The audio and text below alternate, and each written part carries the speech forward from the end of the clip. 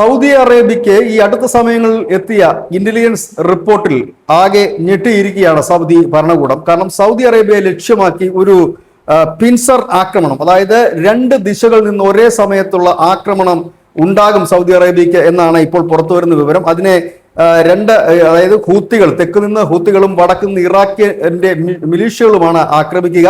ഇവരെ ഈ രണ്ട് കൂട്ടരെയും കൂടി ഏകോപിപ്പിച്ചുകൊണ്ട് ഇറാന്റെ റവല്യൂഷണറി ഗാർഡാണ് ഇതിനെ ചുക്കാൻ പിടിക്കുന്നത്.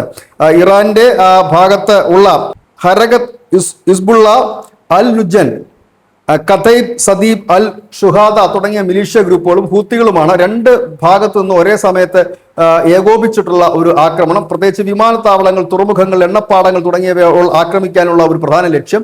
ഇതിനെ ഏകോപിപ്പിക്കുന്ന ചുമതല ഈ ഇറാൻ റവല്യൂഷണറി ഗാർഡുകൾക്കാണ്. അതുകൊണ്ട് തന്നെ കടുത്ത ജാഗ്രതയിലാണ് സൗദി ഭരണകൂടം. കാരണം ഈ അടിക്കടി വരുന്ന ഇന്റലിജൻസ് റിപ്പോർട്ടിലെല്ലാം തന്നെ ഇത് കൃത്യമായി തന്നെ സൂചിപ്പിക്കുന്നുണ്ട്. അങ്ങനെയെങ്കിൽ ഈ യുദ്ധം പ്രാദേശിക തലങ്ങളിൽ കൂടെ വ്യാപിക്കാനുള്ള സാധ്യതകൾ കൂടുതലാണ്.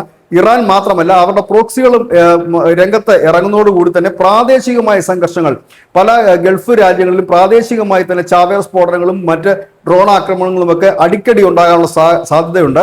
ഇതുമൂലം ഗൾഫ് രാജ്യങ്ങളുടെ സാമ്പത്തിക അവസ്ഥ വലിയ പരിതാപകരമായ അവസ്ഥയിലേക്ക് എത്തും. നിലവിൽ തന്നെ യുദ്ധം മൂലം കടുത്ത സാമ്പത്തിക പ്രതിസന്ധിയിലൂടെയാണ് മിഡിൽ ഈസ്റ്റ് രാജ്യങ്ങൾ കടന്നു പോകുന്നത്. അത് കൂടുതൽ രൂക്ഷമാക്കുന്നതിന് ഇത് ഇടയാക്കും എന്നുള്ളതാണ് പുറത്തുവരുന്ന വിവരം. News desk, news India Malayalam.